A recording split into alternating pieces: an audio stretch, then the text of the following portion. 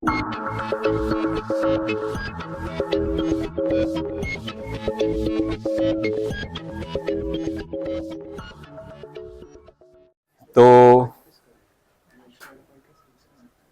इसको बहुत लंबा नहीं खींचते हुए, जो मेरा निर्णय तो पता ही चला मैंने विपक्ष को दिया है।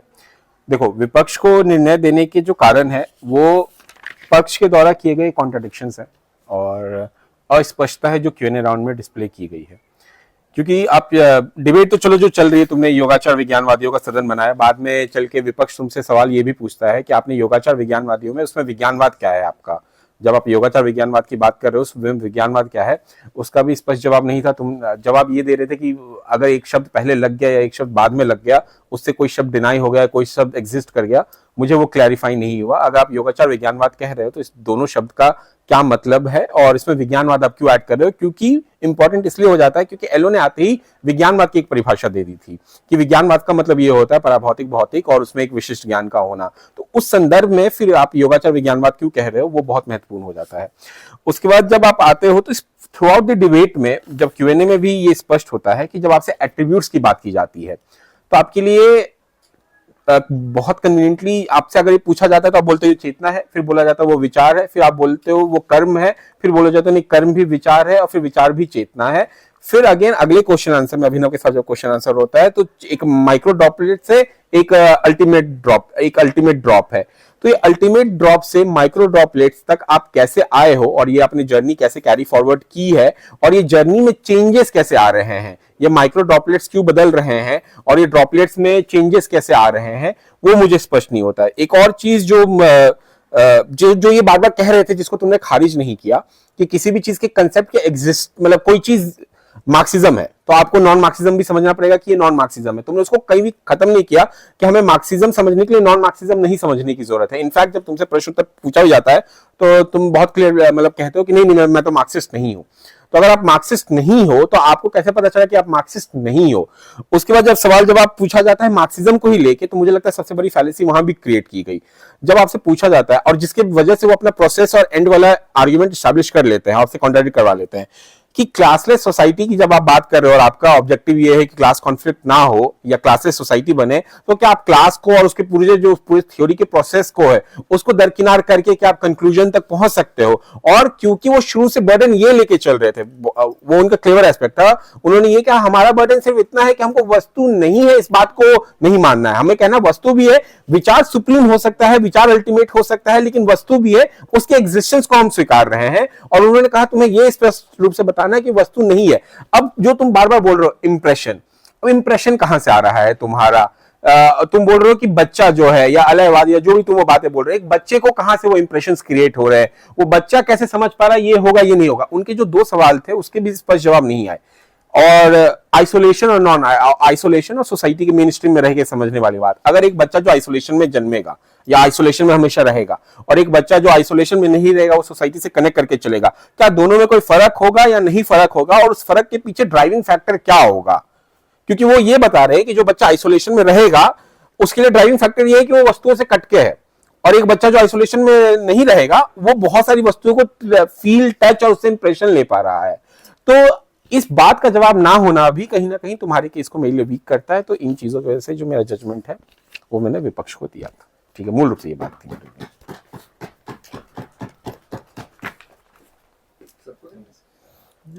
नहीं दीपक दे देना।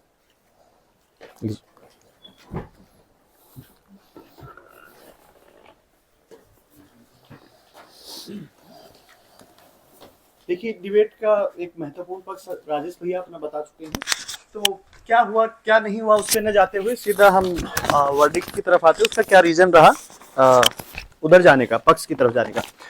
सबसे पहली बेसिक जो चीज आपने की मेरे अकॉर्डिंग विपक्ष ने, कि जब सदन बन चुका है योगाचार विज्ञानवादियों का, तो या तो आप डेफ चैलेंज दे सकते थे, इस टॉपिक पे बड़ा खूबसूरत डेफ चैलेंज बनता और मेरे अकॉर्डिंग पक्ष डिफेंड नहीं कर सकता था, पहली बात।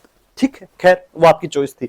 अब क्या होना चाहिए था वो वर्डिक्ट का आधार नहीं होता, क्या हुआ है उसके ऊपर हम बात करते हैं। देखिए, पूरे विपक्ष का एक केस बन रहा था, विपक्ष एक बात बोल रहा था कि हाँ हम योगाचार विज्ञानवाद को स्वीकार करते हैं, वास्तविकता में वस्तु नहीं है।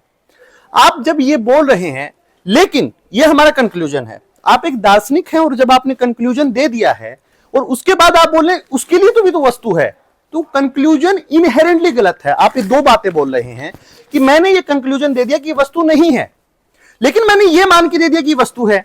अब या तो आपका कंक्लूजन गलत है दार्शनिक, जब आप इतने विशेष सिद्धांत में, इतने स्ट्रिक्टेड हाउस में बैठे हैं और आप कह रहे हैं कि हमारा दर्शन ही गलत है, योगाचार विज्ञानवादी होते हुए। इस डिबेट को अगर आप इस सदन में रहते हुए भी करते तो उसका बेहतर आंसर ये हो सकता था कि भाई दर्शन अपने आप में क्या है, इवॉल्विंग फिनोमिना है। हम ये नहीं कह रहे कंक्लूजन आ गया है पहले से हम उसे मान लेंगे, हम चाह रहे हैं इसकी वर्तमान में रिलेटिविटी बने और जो कंक्लूजन निकला है हम उसे क्वेश्चन कर रहे हैं।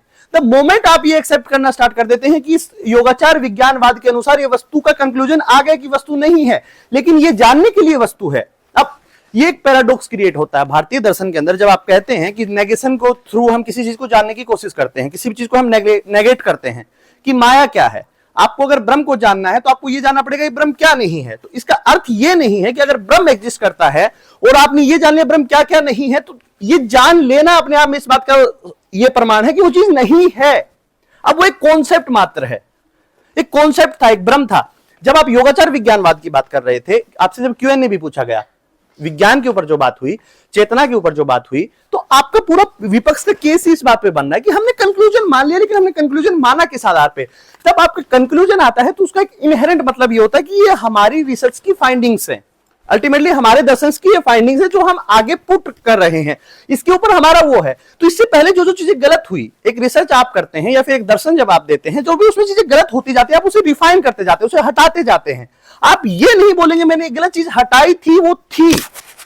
यह दर्शन की बात हो रही है। जब योगाचार विज्ञानवाद की बात थी, जैसे भैया ने कहा, तुम्हारा एक बार बार क्वेश्चन आ रहा था कि चीज है, ये चीज है तभी हमने जाना। जरूरी नहीं है जो वस्तु हो आप उसी से उसको नेग्लेक्ट करें।